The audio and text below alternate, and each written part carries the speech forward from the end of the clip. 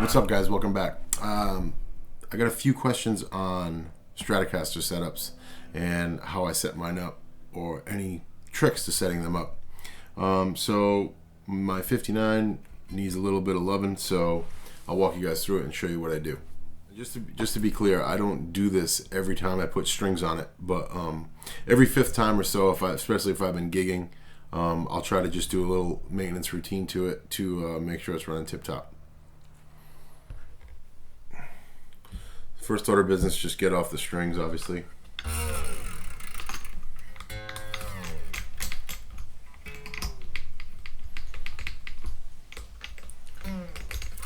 You know, you got to get them strung up quick or whatever. I don't do the hero and take 45 minutes to loosen up all the strings and all that. I just take the slack off the neck so there's not tension, so you're not unloading that piece of wood so much. And then as soon as they're loose enough, I'll just blast them all off.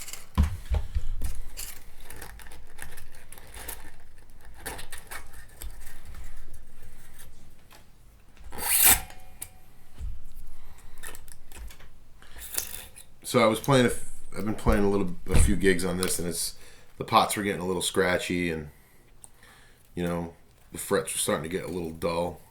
Usually with bigger frets and the heavier strings, you can tend to beat them up pretty quick. So next thing I'm going to do is I'm going to get the pickguard off, and you can see all the mojo.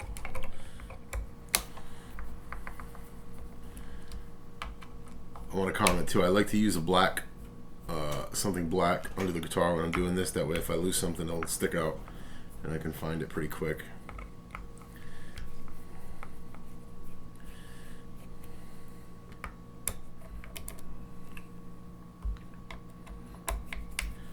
With the old nitrate pick guards, you want to try to work in a timely manner because they can shrink really quick on you, and you know, you have them off too long in there, they don't line up to the holes. So here we go. There's a pick. So here's what I'm working with. If you can see, just some dust and a stock old Strat. I'm gonna spray these pots out in the switch, get them moving. All the electronics, the pots, the pickups, the switch, everything on here is stock. I try not to sway away from anything else.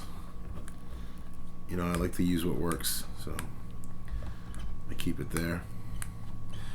So I'm using the Keg D5 fader, and I'll get some of that in the pots and the switch, and I'll just cycle everything a few times.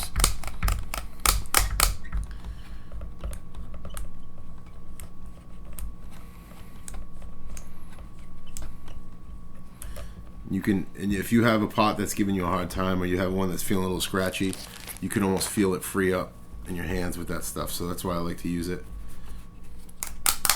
Everything's all moved. You just try to install that as soon as possible.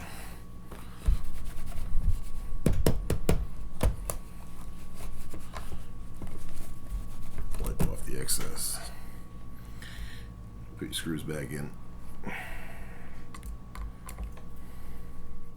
Alright, so we got the pickguard back on, all the electronics sprayed out, everything clean, everything working. And what I'll do now is, just so I can be done with this section, is put the whammy bar back in. Little trick I like to use for the typical wobbly whammy bar on the Strats is I just take a little bit of plumber's tape, you know, and I don't put it all the way up, but I just put it at the end, because essentially, if you think about it, once it grabs the threads, it starts unthreading it anyways. So I'll just put a little bit to keep it tight, and let it break in on its own. It almost gives you a cushion, as to say, like, it'll have to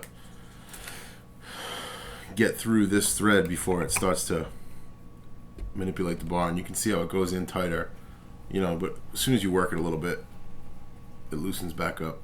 But for now, there's no wobble to it, so I'd rather have it be a little tight returning down here than snapped off in a vintage block. First thing I would do before I even touch the fingerboard, I'd put some masking tape, just a strip, on each one of the pickups, because obviously they're magnetized, and we're going to use some steel wool in a minute, and it'll pick it up and get all over the pickups, and it's a nightmare to get it all off.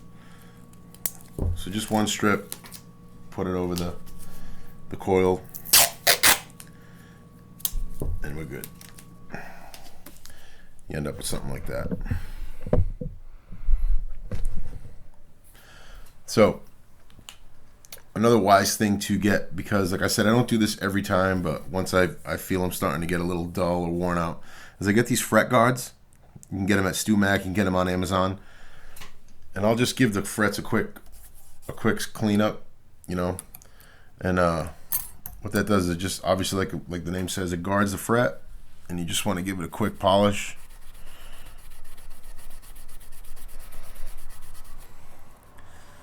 You know, so that one compared to the one next to it. And I'll just go all the way up and down the neck until I get the tops of them all polished.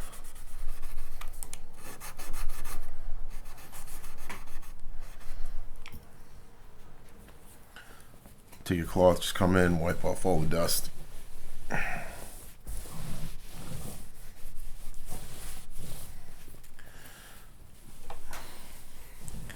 So now at least you're starting with a clean top of the fret. For the board, I like using this Gorgomite stuff. It's not like a fretboard polish that leaves your hands slippery, and this stuff has got a good feel to it. And you'll see how much dirt it extracts. A lot more than a fretboard dressing oil and a rag would do. I just use a little piece because I'm cheap, but you come here and you just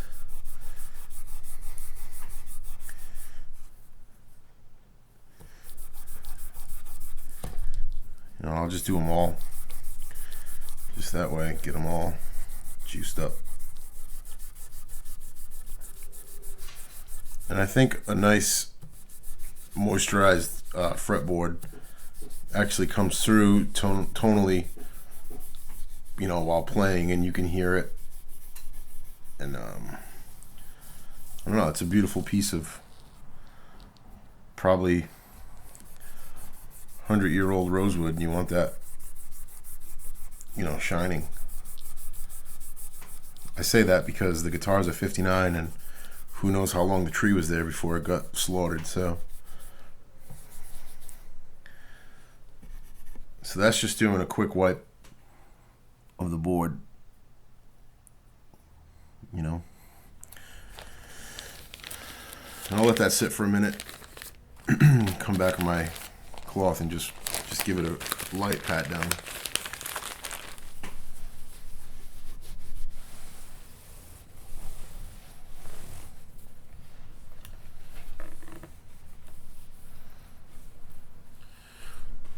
I know restringing is kind of a thing of personal preference, but I'm just gonna show you guys what I do. So, for the purists out there, if I'm doing something wrong, or if the guys have, there's certain mojo, you're only supposed to put strings on a Wednesday, whatever. That that's not really what I do. I just I string it up a certain way, and it's worked for me. I do use the whammy bar. I do use high action. I do use heavier strings, and it seems to stand up for me. So I'll just show you what I do. First thing I probably do wrong, I guess, in a way, is because the guitar is laying flat, I'll load all the strings in at the same time, so they're all there. And that way it just makes faster string changes.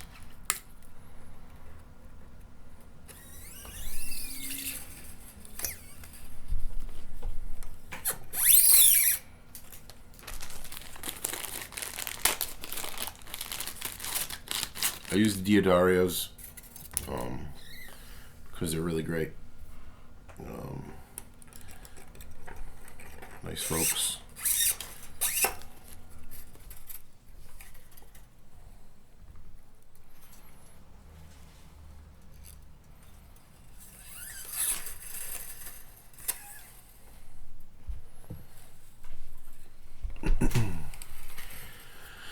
Alright, so we got all our strings on, and what I like to do is up at the headstock, whatever post the string is going to, I like to go for the big strings, I like to go 2.5 posts up, and then for the smaller strings I'll go 2 posts. But I just find that you get a really good wrap, and it centers the string into the keyhole of the tuner, and makes stretching helpful too, because you can really get a good stretch out of them and they lock in there, they don't have to worry about popping out.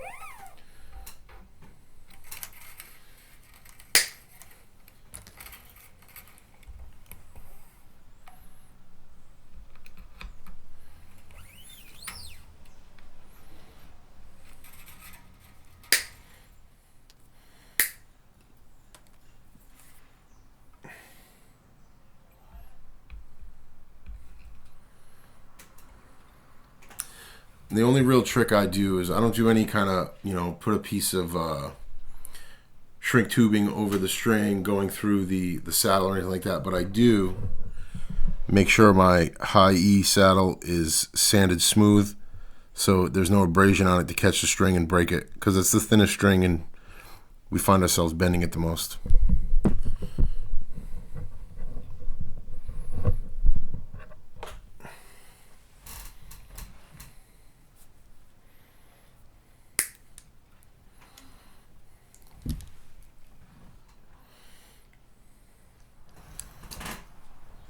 Now up here, like I said, so if we were going to this tuning peg, I go 1, 2.5. So if you look at where that string sits, it's halfway between these two tuners. And like I said, I just find I get a really good wrap. And I'll start by assisting it, put a kink in the string.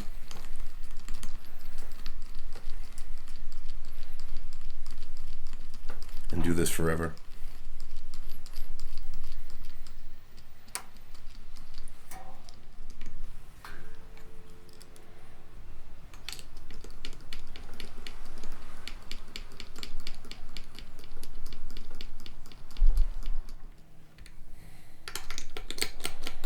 I mean, you can, if it's taking too long to crank, you can manually wrap it, but I got nothing but time, so.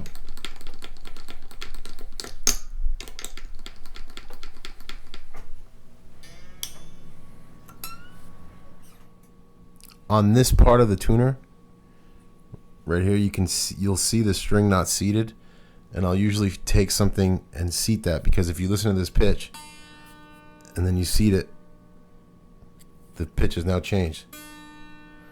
So getting all of the stretch out of the string pre-stretch helps. I'll just clip a snark on and I'll get it close to where I want to be, and then I'll do the final tuning and playing position. Because believe it or not, the load of the guitar on itself is changing the pitch.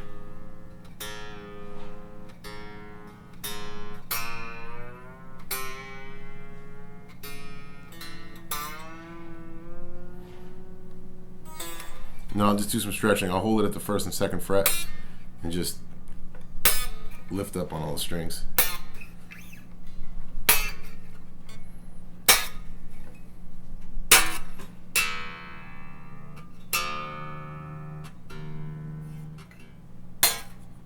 Another tip is when restringing it and putting the string on, I just like to take a part of the string and just work it through the nut slot and make sure there's no burrs. Make sure nothing's catching it.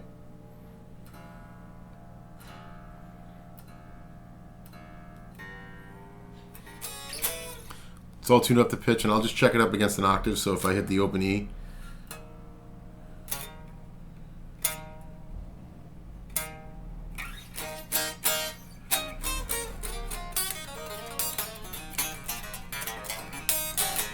it's close enough for a ballroom. If I was doing like a Les Paul Jr. or an ES guitar, obviously sending it through the tremolo block and putting it through the tuning machine would be a little different, but I would clean the fretboard the same way and just make sure everything's good. Spraying the pots is a little tricky, but if you have it figured out, you can do it. There you go, guys. There's my Stratocaster setups. And like I said, I would do this on Tellys, Gibsons, and it just seems to work for me. So, yeah, man. Thanks a lot. Hey, we also got an update on the 69 Strat. Humidity had crept in at the beginning of the week and caused my clear coat to mist up. They call it blushing, where basically the condensation and humidity gets under the clear. So I had to reattack it, but this is where we're at right now. This is the Lucite Lake Placid Blue. Body is nice and smooth, nice and flat. A lot of work and a lot of time into this, and I'm really happy with the way it's coming out. I haven't cleared it yet. I'm going to clear it this weekend. Humidity is supposed to be down quite a bit, so a couple weeks or so the guitar should be together, and it should be really fun. Trying to move some gear at the moment, so keep your eyes posted. Pedals, wahs, maybe even a 69 Strat. You know, it's a really cool guitar, and I think putting it back to the original color, you know, finding that color underneath the black and putting it back to the original color is really special. So I'll keep you guys posted, and thanks for checking out the videos. I appreciate it. Any questions or comments, leave them below. See you next time.